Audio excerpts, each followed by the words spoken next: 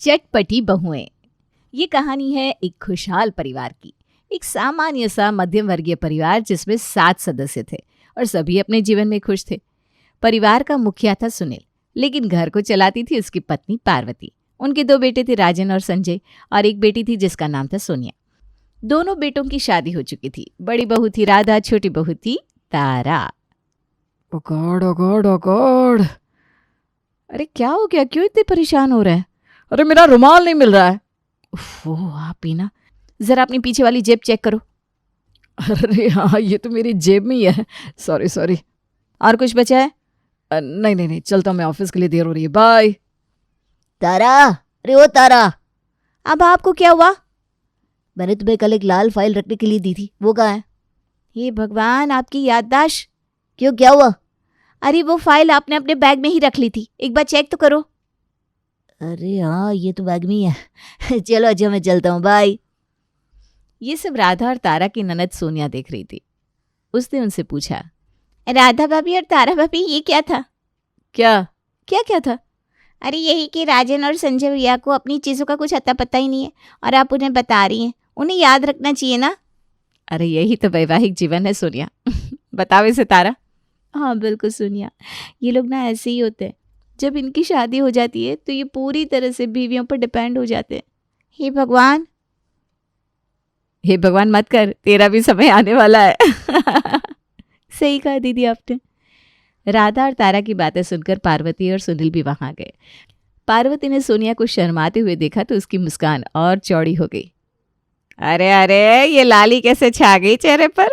अब शर्माने वाले दिन गए बेटा। अगर कोई लड़का पसंद है तो अभी से बता दे, बाद में मत कहना मैंने मौका नहीं दिया था। मम्मी ऐसा कुछ भी नहीं है, मुझे कोई लड़का पसंद नहीं है। जो भी आप लोग मेरे लिए पसंद करेंगे मैं उसी से शादी कर लूँगी। ओहो, मतलब पूरी जिम्मेदारी हमारी। देखो राधा दीदी, कहीं ऐसा ना हो कि हम सोनिया के लिए किसी अंकल टाइप लड़की को पसंद कर लें। हाँ हाँ, और फिर वो हर सुबह सोनिया को उठाकर योगा करवाएगा, गिलोय का काढ़ा पिलाएगा और मंदिर लेकर जाएगा। भाभी क्या हम लोग भी? अरे तो तू अपनी पसंद बता दे भाभी को, फिर देखती है तेरी भाभी तेरा क्या हाल करती है। मुझे बस एक अच्छा इंसान चाहिए जो मेरी बातों को समझे, घर वालों की इज्जत करे, और सबसे बड़ी बात जो मेरे नखरे उठा सके, ना कि उल्टे मुझे नखरे दिखाए। मतलब तेरे नखरों को सहने वाला कोई बेचारा ढूंढना होगा। सब ठहाके मारकर हंसने लगे। तभी दरवाजे पर एक भारी आवाज गूंजी। अरे क्या हो रहा है भाई, इतनी हंसी ठिठोली किस खुशी में चल रही है? सबने दरवाजे की तरफ देखा। यामिनी बुआ लाल गुलाबी साड़ी में, सिर पर पल्लू रखे, हाथ में बड़ा सा पर्स पकड़े, अंदर दन दनाते हुए आई।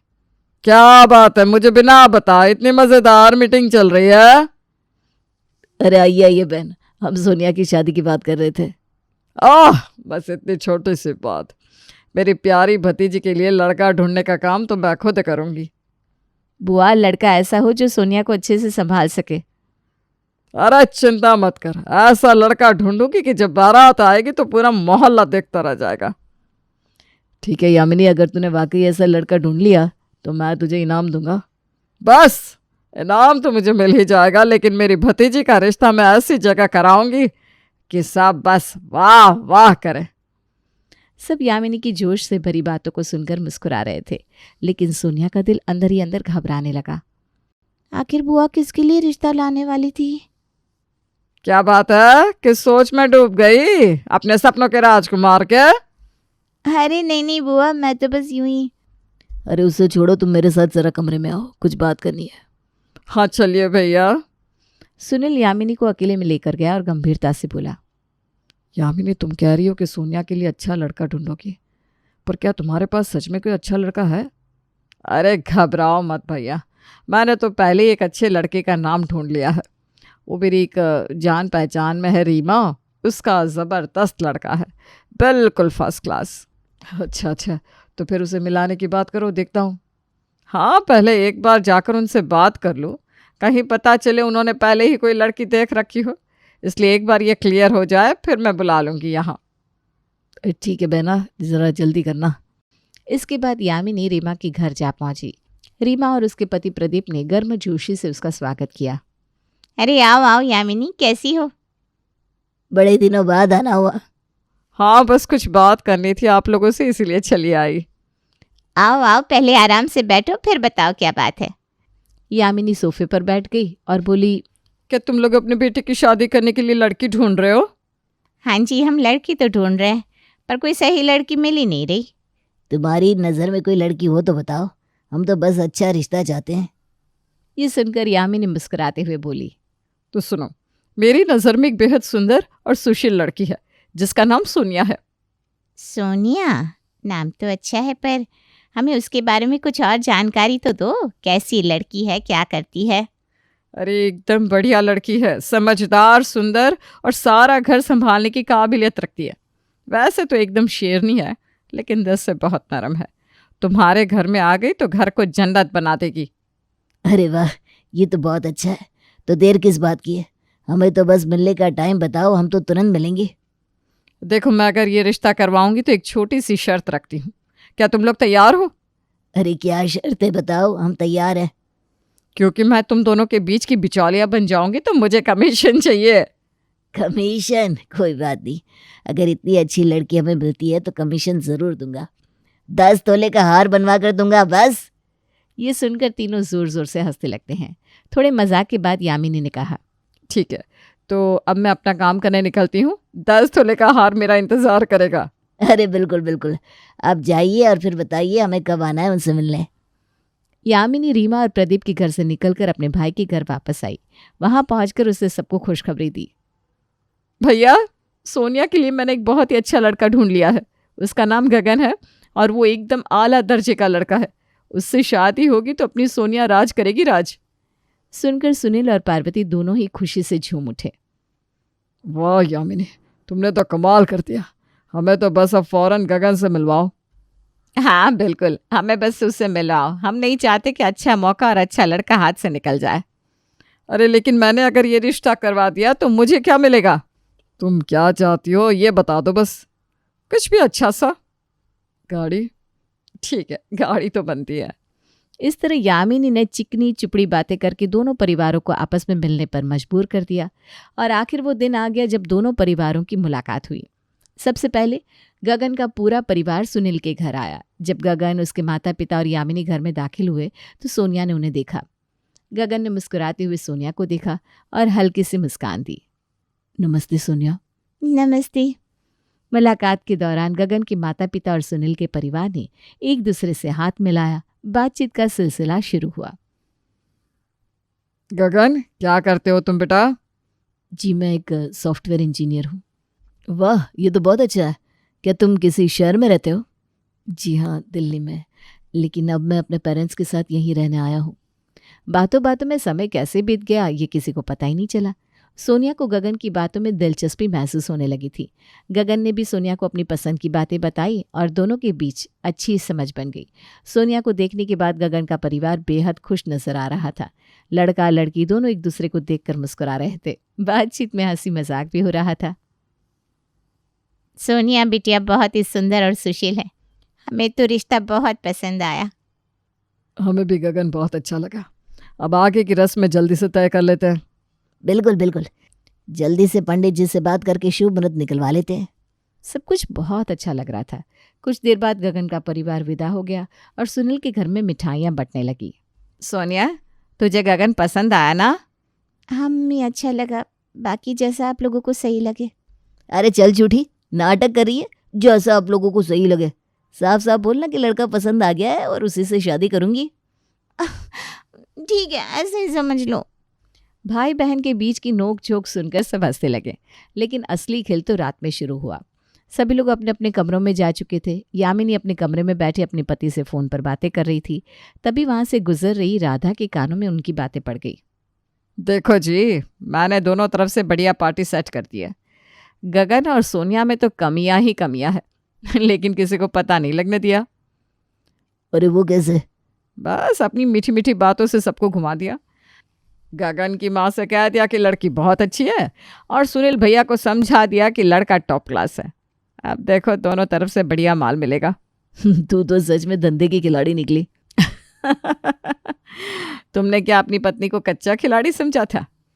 अब बस देखो, सुनील भैया से एक नई गाड़ी मिलेगी और प्रदीप से 10 तोले का हार। राधा के कानों में ये शब्द हथौड़ी की तरह गूंजने लगे। उसके पैरों तले जमीन खिसक गई। वो तेजी से यामिनी के कमरे में घुसी। बुआ जी, ये क्या सुन रही हूं मैं? आप बस अपने लालच के लिए ये रिश्ता करवा रही हैं?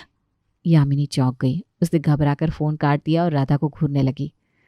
अरे राधा, तू गलत समझ रही है। मैंने ये रिश्ता इसलिए करवाया ताकि घर में खुशियां आए। झूठ मत बोलिए, मैंने सब सुन लिया है। आप सिर्फ अपने फायदे के लिए ये शादी करवा रही हैं। मैं अभी जाकर मम्मी पापा को सब बता दूंगी। राधा जैसे ही जाने लगी, यामिनी ने उसका हाथ पकड़ लिया। अरे राधा, गुस्सा क्यों होती है? तुझे क्या लगता है मैं तुझे खाली हाथ जाने दूंगी? देख, अगर ये शादी हो गई ना तो तेरी भी चांदी हो जाएगी। तुझे भी एक बढ़िया सोने की चेन दिलवा दूंगी। राधा थोड़ी रुकी। उसकी आंखों में असमंजस झलकने लगा। मगर ये तो गलत है ना? अरे आजकल सब ऐसे ही होता है। तू बस खुश रह और देख मैं कितनी बड़ी शादी करवाने जा रही हूँ।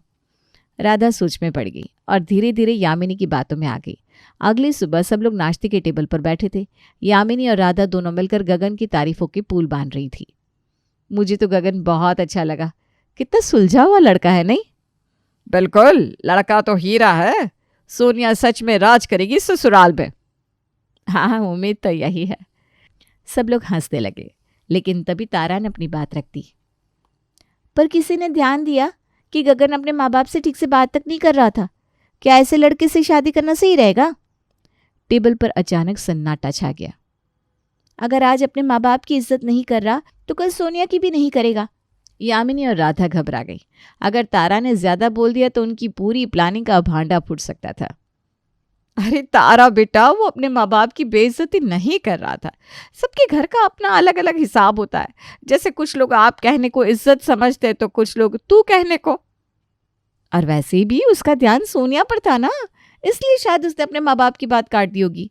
सब लोग हंस पड़े, लेकिन तारा को ये सफाई हजम नहीं हुई। बाद में जब तारा अकेले में यामिनी से मिली तो उसने फिर सवाल उठाया। बुआ, कुछ तो गड़बड़ है। मुझे गगन पर पूरा यकीन नहीं हो रहा। यामिनी को अब एक और मोहरा अपने पक्ष में करना था। उसने तारा को भी अपनी जाल में फंसाने की सोची। अरे तारा, तू इतनी होशियार है। देख, अगर ये शादी हो गई तो मैं तुझे भी एक सोने की चेन दिलवा दूंगी। तारा चौंक गई। उसे समझ में नहीं आया कि यामिनी बुआ ऐसा क्यों कह रही है। यामिनी ने उसे पूरी बात समझाई तो वो बोली, सच बुआ, आप मुझे सोने की चेन देंगी? बिल्कुल, पर इसके बदले बस इतना करना कि ज्यादा सवाल मत उठाना। तारा कुछ देर सोचती रही, लेकिन आखिरकार लालच के आगे झुक गई। ठीक है बुआ, अब मैं चुप रहूंगी। यामिनी मन ही मन मुस्कुराई। अब एक और चुनौती खत्म हो चुकी थी। अब बारी थी उन लोगों की गगन के घर जाने की। सभी लोग गगन के घर पहुंचे। अरे आइए आइए, आप लोगों का ही इंतजार था। जी हमें भी। वो लोग बैठ गए और बातें करने लगे। थोड़ी देर बाद गगन और सोनिया को अकेले में बातें करने दिया गया और उसी दिन रिश्ता तय हो गया। फिर शादी की तैयारियां शुरू हो गई। यामिनी, राधा और तारा दिन रात गगन की तारीफों के पुल बांध रही थी। देखो, हमें बस पार्वती और सुनील का मन बनाए रखना है। शादी के बाद हमारा जैकपॉट लग जाएगा। सही कहा बुआ, पैसों की तो बारिश होने वाली है। और मैं अपनी सोने की चेन का डिजाइन भी सोच चुकी हूँ। इधर पार्वती और सुनील को सब कुछ ठीक लग रहा था। यामिनी ने तो हादी कर दी। यहाँ तक कि रीमा को भी फोन करके सोनिया की तारीफों के पुल बांधने लगी ताकि कोई गड़बड़ ना हो। अरे रीमा जी, सोनिया तो आपके घर में लक्ष्मी बनकर आएगी और गगन तो सच में हीरा है। इतनी समझदारी, इतनी सादगी, सच मानिए जोड़ी राम सीता से कम नहीं है। अरे वाकई हमें भी सोनिया बहुत पसंद आई है। तीनों की खुशी का कोई ठिकाना नहीं था। बस शादी हो और फिर पैसा ही पैसा। लेकिन इसी बीच एक दिन, अरे सोनिया कहाँ है? सुबह से दिख नहीं रही। सभी लोग घर में इधर उधर देखने लगे, लेकिन सोनिया कहीं नहीं मिली। तभी फोन की घंटी बजी। सुनील जी, गगन घर पर नहीं है, ना उसका फोन लग रहा है। आपको कुछ मालूम है क्या? क्या गगन भी गायब है? अब तो घर में हड़कंप मच गया। हर कोई भाग दौड़ करने लगा। हे भगवान, ये क्या हो गया? कहीं किसने भगा कर तो नहीं ले गया? अरे कोई ढूंढो उन्हें, मेरी सोने की चूड़ियां अधर में लटक गई। सब लोग ढूंढने में लग गए। तभी एक और कॉल आया। गगन और सोनिया हमें कोर्ट में मिले, उन्होंने शादी कर ली है। ये सुनकर सभी को जैसे 440 वोल्ट का झटका लगा। सभी लोग दौड़कर कोर्ट पहुंचे और वहां गगन और तारा को वरमाला पहने देखा। हे राम, ये क्या कर दिया तुमने? गगन, ये क्या किया तुमने और क्यों किया? तुम्हारी शादी तो कुछ समय में होने ही वाली थी। ओह, वो रिश्ता जो तुम लोगों ने लालच में तय किया था। हाँ, मुझे तुम्हारी साजिश का पूरा पता चल गया था बुआ जी। अरे सोनिया बेटा, कैसी बातें कर रही हो? मैंने तो तुम्हारी खुशी के लिए ये रिश्ता तय करवाया था। खुशी के लिए या अपने लालच के लिए? तुम तो गगन के पापा से कमीशन और मेरे पापा से कार लेने वाली थी ना। यामिनी, राधा और तारा के चेहरे का रंग उड़ गया। अब समझ में आया कि तुम लोग गगन की जबरदस्त तारीफ क्यों कर रही थी। हमें तो सच में लगा था कि लड़का बहुत अच्छा है, पर असलियत कुछ और थी। सभी लोग यामिनी को घूरने लगे। धोखा दिया तुमने हमें यामिनी। अरे थोड़ा बहुत तो करना पड़ता है, बिजनेस में दिमाग लगाना पड़ता है ना। बस बहुत हो गया। सच तो यह है कि सोनिया और मैं एक दूसरे को पहले से पसंद करते थे, लेकिन परिवार के दबाव में चुप थे। लेकिन जब हमें तुम्हारी साजिश का पता चला तो हमने अपनी शादी खुद करने का फैसला किया। हमें एक दूसरे की खूबियां और कमियां दोनों ही पता है और हम दोनों ने होशो हवाश में एक दूसरे को चुना है, लेकिन हमें बीच में कोई बिचौलिया नहीं चाहिए। सुनील ने गहरी सांस ली और यामिनी को घूरते हुए कहा, यामिनी, अब शादी तो हो चुकी है ना, अब तुम्हें कोई कार मिलेगी और ना ही कोई कमीशन। यामिनी, राधा और तारा के चेहरे लटक गए। उनका पूरा प्लान पानी में बह चुका था। हे भगवान, मेरे सोने की चूड़ियां, अब तो चैन भी गई। इतने में सोनिया जोर से हंस पड़ी, फिर गगन और फिर पूरा घर। सभी लोग ठहाके मारकर हंसने लगे और यामिनी, राधा और तारा का तो मुंह लटका ही रह गया।